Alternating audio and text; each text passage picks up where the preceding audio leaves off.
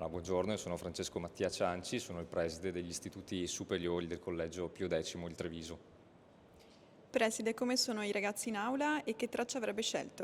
Allora, in questo momento sono ovviamente concentrati, mi sembrano abbastanza sereni, le commissioni stanno lavorando bene, c'è un clima di concentrazione, fortunatamente le temperature anche ci aiutano in questo giorno. Devo dire che io personalmente ho una propensione per Pasolini, però molto spesso non è contemplato nei programmi scolastici, quindi immagino che questo crei un po' delle scelte minori, ecco, in questo senso. Avrei scelto la B1 probabilmente, quindi la traccia con una componente storica, forse perché come tipologia sono quelle a cui ero un po' più preparato, ecco, quando ero studente.